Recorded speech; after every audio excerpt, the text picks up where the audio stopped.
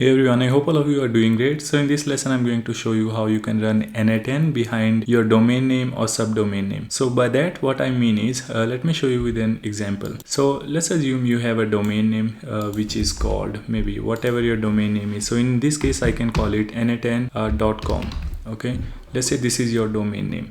Or maybe rather you might have a domain name for other purposes and you might want to run n8n behind a subdomain. So for example, let's say in my case, I have a domain name which is called gobotify.com and I want to run n8n on a subdomain. So in this case, I want to run it like n8n.gobotify. And in fact, that is how I'm running my current instance. So you have n8n gobotify.com and this is basically coming from domain registrar. Maybe let's say you are going to buy this gobotify.com or any other domain from GoDaddy or maybe from Hostinger. And then you have EC2. For example, I can call it EC2, or maybe this can be basically any virtual private server. So let's call it VPS, a virtual private server. Now you might have this VPS running on Hostinger or you might be running it on AWS. It doesn't really matter. So what we are saying essentially is that if there is a request coming, let's say if there is a request coming on n8n.gobotify.com, send this request to VPS virtual private server. And also actually it should send those requests directly to n8n services. Okay, so by default what happens is we have, let's say in one of the lessons previously we learned and we in fact installed n8n on VPS or EC2. Okay, and it runs on port 5678. Now what happens is when you are making a request on n8n.gobotify.com, this request is going to be made on port 443. Okay, so I'm just going to draw here. So let's say all the request which is actually coming from n8n, in fact we are going to remove it. All the request which is coming from n8n, let's say it is actually going to come on maybe somewhere in the middle. Okay, this thing eventually going to be available here on the VPS as well, but just so you conceptually understand, now this request is coming here and this is actually coming on port 443. Because let's say if you are running this on HTTPS, this is the only port which the request can go to. Now a request is coming on 443. You want to have some sort of mechanism to tell it, okay, all the request which is coming on 443, please send it to EC2 on port 5678. Okay, that is where your n8n will be running. Okay, so what we are going to do is we are going to have this VPS, okay, VPS or EC2. Let's assume we are going to call EC2 as a VPS. Okay, and this is how it is going to look like.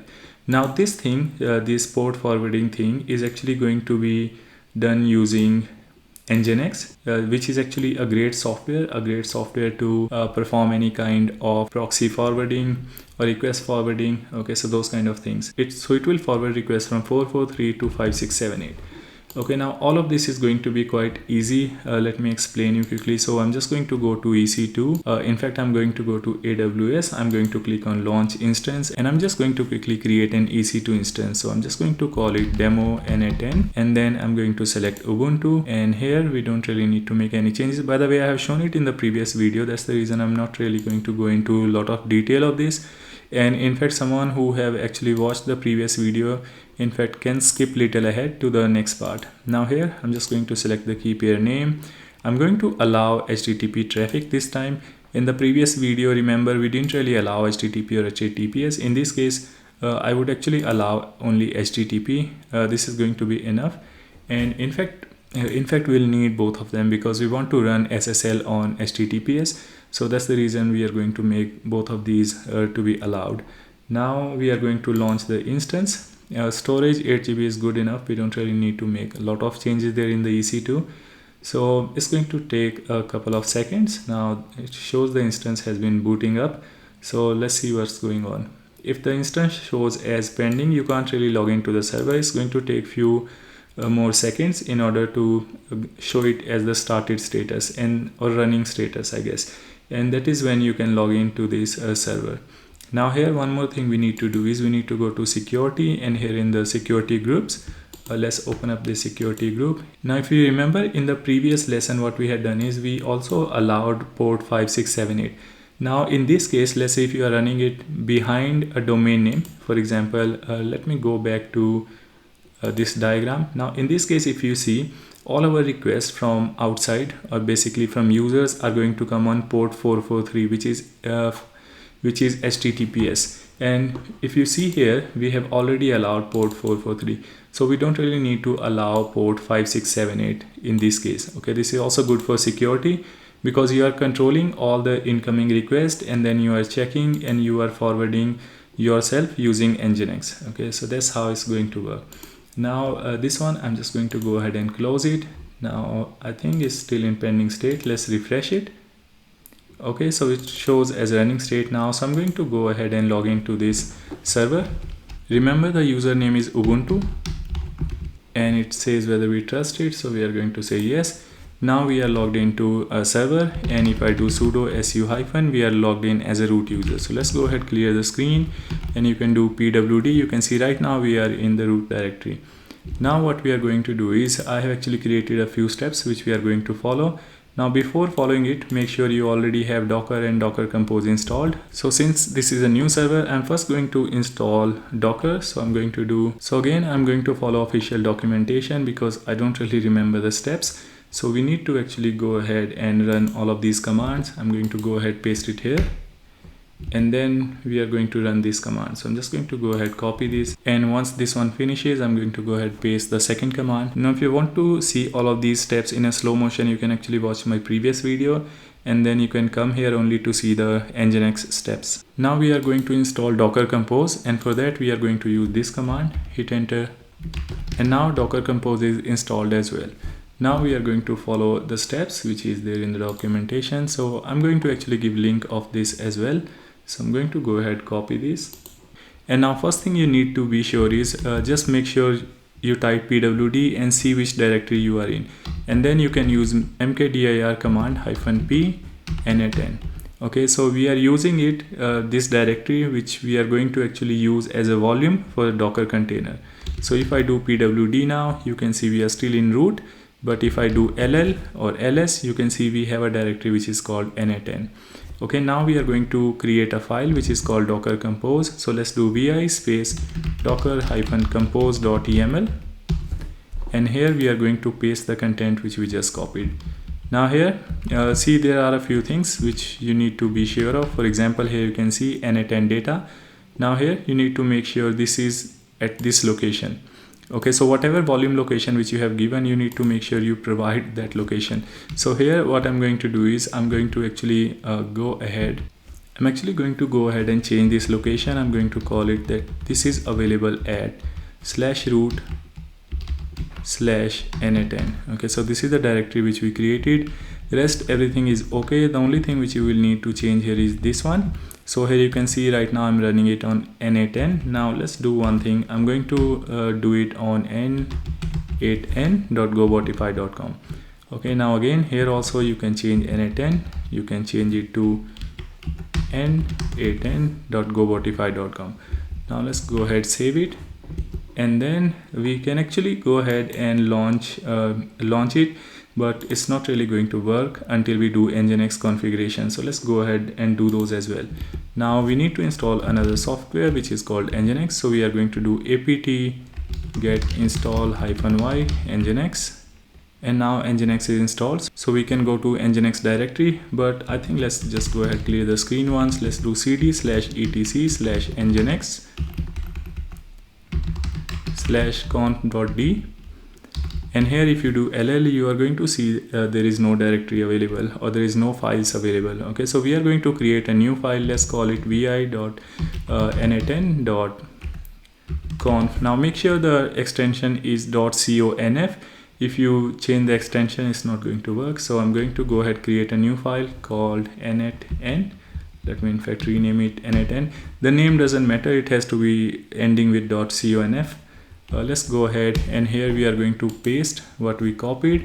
We are going to I think here in the server name is already correct. This is the subdomain which I'm going to give it right now. So let's go ahead, save it, and now what we are going to do is we are going to go to our domain name service provider. So in this case I'm going to go to Hostinger. So I'm logged into Hostinger, and this is where I purchased the domain which is called gobotify.com. So I'm going to go to gobotify.com, then we are going to go to DNS names or servers, Now here we are going to create a new record, and here you remember we need to go to manage DNS record. We need to select A, and here you can provide the domain name. If you are actually using it on a domain name, you can just leave it at the rate. You don't need to change anything here. You can just provide the public IP address here. Now in this case, since I'm going to run it on n8n.gobotify.com, so I'm just providing the subdomain name. So here you can just write whatever your subdomain name is. Now here you will need to provide the IP address of the server, which in our case is IP address of this EC2. So if you go to this EC2, you can see this is the IP address. Now remember, there are two IP addresses. One is called public IP address, the other one is private one. So you need to make sure you use public IP address. Now go ahead, paste the IP address here, click on add record, click on confirm, and that's it. Now you have created the record, and now we can go back to our server. Now here we can do Nginx, or in fact we can do systemctl restart Nginx. Okay, we are just restarting Nginx services. And now what we can do is there is going to be certbot command, which we are going to use in order to basically in order to get a free SSL certificate. Okay, so this is the command which we are going to use. Now I guess I will also need to install Certbot, which might not be already there. Let me go ahead and paste it. Okay, so we don't have Certbot. I'm going to do apt get install Certbot. Now whatever commands which are missing, which is not here in this GitHub documentation, I'm going to add it after the completion of this recording. So by the time you watches the video, probably the document is going to be even more updated. Now we can go ahead, clear the screen once, and then let's go ahead, paste this command again. Make sure you change it to your subdomain name or domain name. Okay, so it seems we will also need to install Certbot Nginx plugin. So I'm just going to paste few more commands, hit enter. And now let's go ahead, clear the screen. We are going to rerun the same command, which is to get the SSL certificate. And now it's asking you to enter any email address for renewal stuff and all. You can just provide any email address. In my case, I'm going to give my email address. Now here it's just asking whether you agree. So go ahead, select yes or press Y. Here also go ahead, do Y, or maybe you can also do N. Okay, so you can see here what it is doing is it is auto deploying SSL certificate, and it is making changes in our configuration file. So here you can see it has made changes in the configuration file which we had created previously. So if I go to this configuration file and open it now, here you can see there are few extra lines. Now this one ideally should be okay for most application, but for n8n we seem to do few more things. So what we need to do is we need to actually do it or paste it something like this. So here I'm just going to go ahead, copy it on a notepad. Okay, so this is the configuration, and here we are going to actually just make couple of changes. You can see here we have SSL certificate location. So these two lines I'm just going to remove, and then I'm going to go ahead and copy those two lines from here. Okay, rest everything seems to be okay for my case, but remember for your case you will need to also change this domain name. Okay, so just also go ahead and change the domain name. Now everything else looks okay, so I'm just going to go ahead, copy this, and then I'm going to go ahead remove this whatever there in the file, and I'm going to paste whatever we have just copied. So let's go ahead, save it, and then we are also going to restart the server, and then we also restarted Nginx. Now let's go to the location where we created Docker Compose file. So let's go to /root/n8n, and here remember we have a Docker Compose file. Oh, I'm sorry, our Docker Compose file is actually at cd/root. Okay, so our Docker Compose file here, we can actually move this file to n8n folder, so everything related to n8n stays inside n8n. And now we can go to n8n folder and we can open up this Docker Compose. Now here everything is okay, so we are not going to make any changes here. We are just going to run it. So we can do docker compose up --build.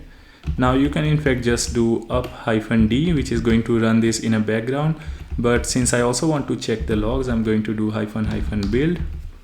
and it is going to show me the logs whether things are working correctly. So I'm going to see the log, and then if everything works correctly, we are going to stop it and rerun it again in the background mode, so it keeps on running. Okay, so everything seems to be okay. I'm just going to go to the browser. I'm going to type n8n.gobotify.com, and here you can see we have now n8n workflow automation launching. Now I can already see that the title is changing. So here you can see n8n has been successfully installed. You can sign so when you run it for the first time, you also need to create the admin account. So I'm just going to, let's say, give it my email ID, first name, let's keep it, and I'm just going to set up some password, and then we are going to just click on I want to receive security and product updates. Now remember, since you are installing n8n on your own server, you need to make sure that you constantly upgrade it. Now here I'm just going to actually click on get me started. Now here, send me a free license key. It's going to give you a free license key just to enable few more extra features. You can go ahead, click on send me a free license key. So let's go ahead, do it. Now you can see, now you can go ahead, activate that licensing, but that's not going to change a lot of things here. So let me now just go ahead and show you how to create a workflow. I'm just going to go to this plus icon, click on workflow, and here what we are going to do is we are going to just enable a chat, and then I'm just going to show you how you can actually launch that chat. Now here, let's go ahead, click on add first step, and here we are going to search for chat trigger. Now I'm not going to add many steps here in the chat trigger, but I just want to show you that our website domain name, everything is working. Here you can see it is running over HTTPS, so connection is secure. Now I'm going to go ahead, open up this chat, going to enable, we are going to make this chat publicly available. Now if you make this chat publicly available, it's going to give you a URL. Okay, in previously, let's say if you don't really run it over a domain name, it's going to give you this domain name as localhost, and this is not really going to work. Okay, so now I'm going to also save it, going to enable it. Now I can actually go ahead and paste this URL anywhere. For example, you can see I can paste it here, and I can use this chat. Now of course we have not really added more steps in the chat, so that's the reason it's just responding like this. But now you can go ahead and enhance the flow. For example, you can in fact go ahead, go and add AI agent, and that's all in this lesson. Now if I forgot anything, or if you want me to explain something else as well, do let me know in the comment section, and I would really appreciate if you can just hit a like or probably leave a comment saying thank you. So that's all in this lesson. See you again in the next lesson.